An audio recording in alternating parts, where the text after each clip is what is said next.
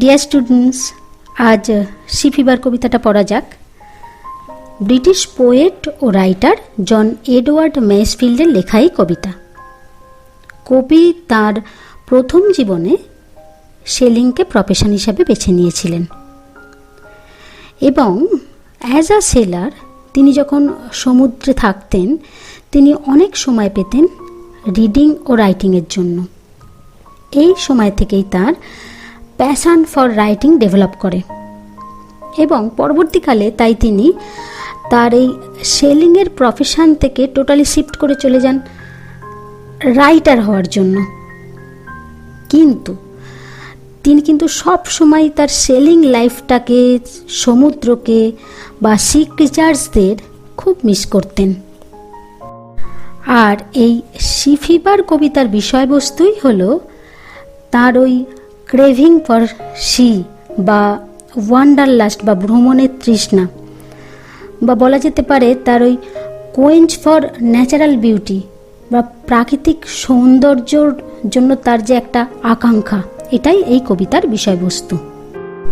C fever কবিতাটা তার first book of collected works salt water ব্যালাডসে 1902-তে পাবলিশ হয়। সি ভয়েজ বা সমুদ্র যাত্রার প্রতি কবিদের একটা নেভার এন্ডিং লাভ সবসময় খুব একটা কমন এবং পপুলার থিম। কিন্তু কবি মেসফিল্ড তার এই কবিতাতে সিস্কেপের এত প্যাশনেট বর্ণনা করেছেন, এত সুন্দর সুন্দর ইমেজারি ব্যবহার করেছেন এবং রাইমিং স্কিমের এত সুন্দর ব্যবহারের ফলে তিনি এই কবিতা একটা মিউজিক্যাল এফেক্ট ক্রিয়েট করেছেন যে আমাদের মনে হবে আমরা সি বিচে দাঁড়িয়ে বোধহয় তার এই সি ভয়েসটা এক্সপিরিয়েন্স করছি। এই কবিতায় 3টে কোয়াট্রেন বা 4 লাইনের স্টাঞ্জা আছে, আর প্রতি স্টাঞ্জাতে আবার 2টো করে 2 লাইনের কাপলেট আছে। এখন প্রথম আমরা কবিতাটা লাইন বাই লাইন পড়ে নিই, শেষে এর একটা মেটাফরিক্যাল মিনিং আছে সেটা আমরা জেনে নেব।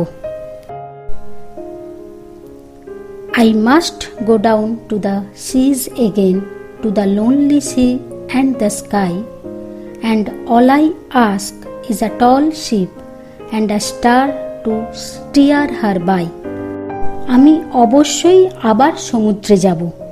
এখানে ফার্স্ট পারসন ন্যারেটিভে শুরু করছেন এবং বলছেন তিনি আবার সমুদ্রে যাবেন। আমরা আগেই জেনেছি তিনি সেলিং প্রফেশন ছেড়ে দিয়েছিলেন, কিন্তু তার সমুদ্রের প্রতি ভালোবাসা কিন্তু তখন অক্ষুণ্ণ রয়েছে, তাই তিনি আবার সমুদ্রে যেতে চাইছেন। তোমরা খেয়াল করে দেখবে I must go down to the seas again, এই ফ্রেজগুলো এটা কিন্তু প্রত্যেকটা স্টাঞ্জার প্রথমে ইউজ হয়েছে এবং যখন রিপিটেডলি কোনো লাইন বা ফ্রেজ বারবার ইউজ হয় আর তখন সেটাকে রিফ্রেন বলে। কবি কোথায় যেতে চাইছেন? To the lonely sea and the sky, একা সমুদ্র এবং আকাশের নিচে। একা সমুদ্র বলতে এখানে এরকম বলা হচ্ছে, আসলে সমুদ্র লিমিটলেস এবং কবি যখন জার্নি করবেন, অনেক দূরে যখন জার্নি করবেন তখন তিনি সেখানে একা থাকবেন, তার একাকিত্বটা বোঝাতেই কিন্তু এখানে সমুদ্রটাকে একা বলা হচ্ছে। অল আই আস্ক, কবি বলছেন শুধুমাত্র আমি যেটা চাই। তিনি শুধুমাত্র বলছেন এই কারণেই যে তার বিশেষ অনেক কিছু দরকার নয়, শুধু যেটা হলেই তার সি ভয়েজ চলবে, সেটা হচ্ছে একটা টল শিপ। টল শিপ বলতে এখানে ওয়েল বিল্ড শিপ, যাতে করে তিনি অনেক দূর জার্নি করতে পারেন। And a star to steer her by, এবং তিনি একটা তারাও চাইছেন যেটা তাকে স্টিয়ার করবে বা গাইড করে নিয়ে যাবে সমুদ্রে। তোমরা জানো পোল স্টার বা ধ্রুব তারা জাহাজদের পথ দেখিয়ে নিয়ে যায়, এখানে সেই রকমই একটা তিনি তারা চাইছেন যেটা তাকে পথ দেখাবে।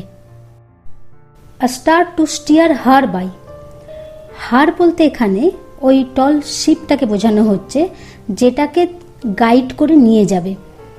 আসলে এখানে হার একটা মেয়ের সাথে কেন তুলনা করা হলো?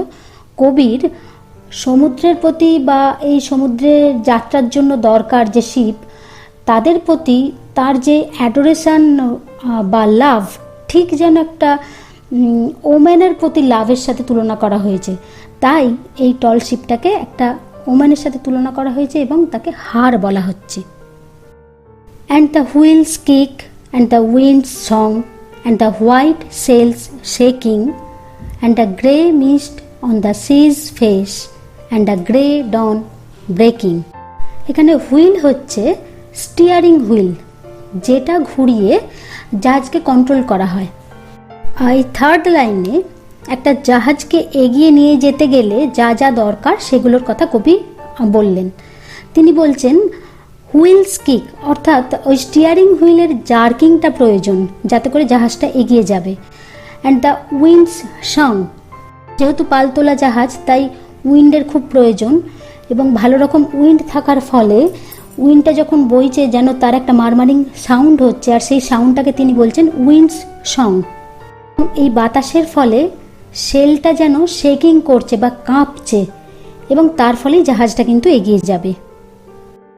আর এই এগিয়ে যেতে যেতেই কবি এক্সপিরিয়েন্স করবেন grey mist on the sea's face. Sea's face অর্থাৎ সমুদ্রের মুখ, মানে সমুদ্রের সারফেস, যেখানে কিনা গ্রে মিস্ট বা ধূসর কুয়াশা দেখা যাবে। And the grey dawn breaking. Grey dawn breaking অর্থাৎ ইচ ডে ডনস হয় যখন, বা প্রত্যেকটা দিন যখন ভোর হয় তখন সেই সকালের রঙটা যেন ধূসর রং, সেটা তিনি এক্সপিরিয়েন্স করবেন। আসলে এখানে গ্রে কথাটা ইউজ হচ্ছে মিস্টিরিয়াস তার এই জার্নিটার কথা বোঝাতে। নাও next স্ট্যাঞ্জা। I must go down to the seas again, for the call of the running tide is a wild call and a clear call that may not be denied. কবি তার সমুদ্রের প্রতি longing বা ভালোবাসাটা কতটা ইন্টেন্স এটা বোঝাতে আবারও ওই লাইনগুলো ইউজ করলেন, I must go down to the seas again. এবং কেন তিনি যাবেন? For the call of the running tide. Running tide বা ফ্লোয়িং টাইড, টাইড বা ওয়েভস যেন তাকে ডাকছে, এবং সেই ডাকটা কেমন? Is a wild call. Wild বলতে যে ডাকটা রেস্ট্রেন্ট নয়, ডাকটা খুব strong. And a clear call that may not be denied, এবং কলটা খুব ডিস্টিংক্ট, খুব স্পষ্ট, এবং ওই ডাকটা কখনোই তিনি রেজিস্ট করতে পারছেন না। এই ডাকটা হচ্ছে ইরেজিস্টিবল, আর তাই তাকে যেতেই হবে সমুদ্রযাত্রায়। And all I ask is a windy day with the white clouds flying and the flung spray and the blown spume and the seagulls crying. তিনি আর কি চান? তিনি চান একটা ডে ফুল অফ উইন্ড, এবং সেই উইন্ড যেন ভাসিয়ে নিয়ে যাবে সাদা মেঘকেও। হোয়াইট ক্লাউডস ফ্লাইং, সাদা মেঘ ভেসে যাবে সেই উইন্ডে। এখানে মেঘের রং কিন্তু কালো নয়, অর্থাৎ কোনো রকম ডেঞ্জারের ইন্ডিকেশন এখনো পর্যন্ত এখানে নেই। কবির জাহাজ যখন এগিয়ে যাবে তখন সমুদ্রের মস্ত ঢেউগুলো জাহাজের পাটাতনে এসে আছড়ে পড়বে, এবং সেই ঢেউগুলো ছোট ছোট জলকণায় ভেঙে গিয়ে ঠিক স্প্রের আকারে কবির দিকে যেন ছিটকে আসবে। এটাকেই বলা হচ্ছে ফ্লাং স্প্রে। কবি আর কি দেখবেন? The blown spume. সমুদ্রে প্রচণ্ড হাওয়ার ফলে ফুলে ফেপে ওঠা যে স্পিউম বা ফেনা বা ফোম, সেটাকে বলা হচ্ছে ব্লোন স্পিউম। এটাও যেন কবি এক্সপিরিয়েন্স করবেন। আসলে এই ফ্লাং স্প্রে এবং ব্লোন স্পিউম, এই দুটো ইমেজারি আমাদেরকেই যেন সমুদ্রের নোনা জলের স্বাদটা মনে করাচ্ছে, এবং আমরা যেন ঠিক এদের টাচটাও যেন ফিল করতে পারছি। এছাড়াও কবি সি গার্লসদের ক্রাইংও শুনতে পাবেন। সি গার্লস হচ্ছে সমুদ্রের একরকম পাখি, তাদের তীব্র ডাক বা চিৎকারও তিনি শুনতে পাবেন। Now the last stanza. I must go down to the seas again, to the vagrant gypsy life, to the girl's way and the whale's way, where the wind is like a whetted knife. আবারও কবি ওই একই ফ্রেজগুলো use করলেন, এবং তার সমুদ্রযাত্রার প্রতি ডিজায়ারকে emphasis করলেন।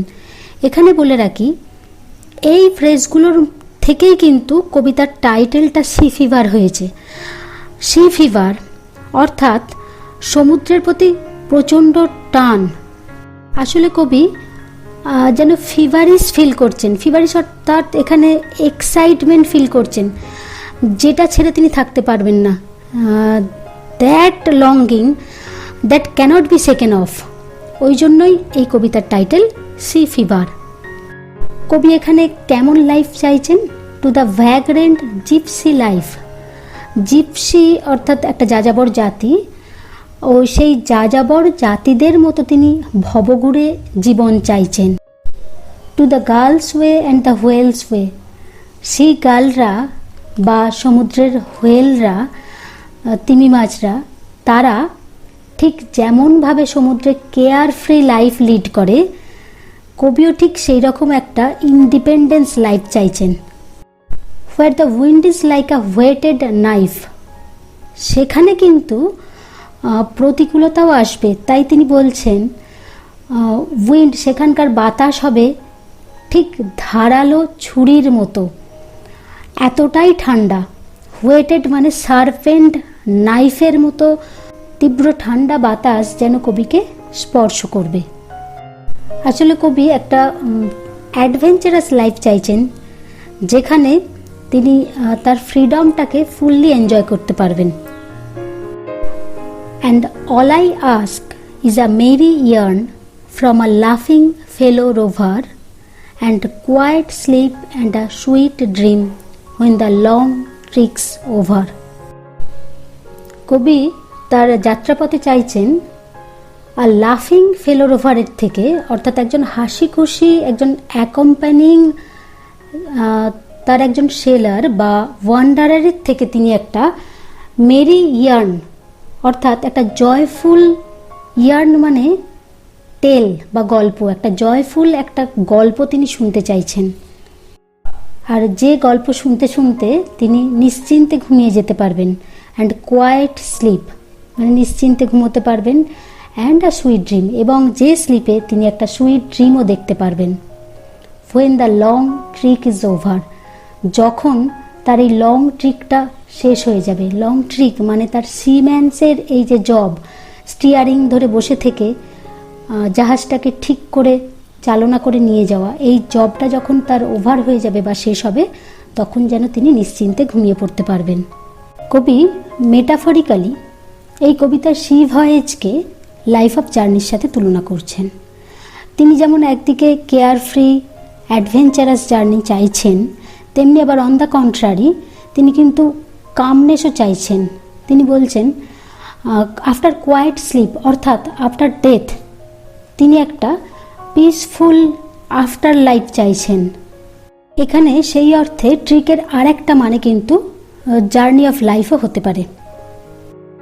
এই কবিতায় কবির ইউজ অফ ইমেজারি বিশেষভাবে উল্লেখযোগ্য।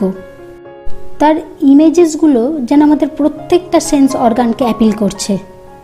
খেয়াল করে দেখো, গ্রে মিস্ট, গ্রে ডন বা হোয়াইট ক্লাউডস, এই ধরনের ইমেজারিগুলোকে আমরা যেন দেখতে পাচ্ছি।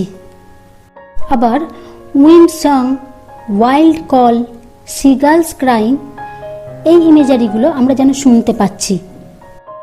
ফ্লাং স্প্রে বা ব্লোন স্পিউমের মধ্যে দিয়ে আমরা যেন নোনা জলের স্বাদ ও গন্ধ পাচ্ছি। আবার দেখো, হোয়েটেড নাইফ, এই ইমেজটার মধ্যে দিয়ে আমরা যেন শীতের প্রচণ্ড তীব্রতাটা ফিল করতে পাচ্ছি। সুতরাং আমরা দেখতে পেলাম কত সুন্দর করে কবি সিস্কেপের বর্ণনা করেছেন এবং তার সাথে সাথে ন্যাচারাল বিউটিকে এনজয় করার তার তীব্র লঙ্গিংয়ের কথাও আমাদের জানাচ্ছেন।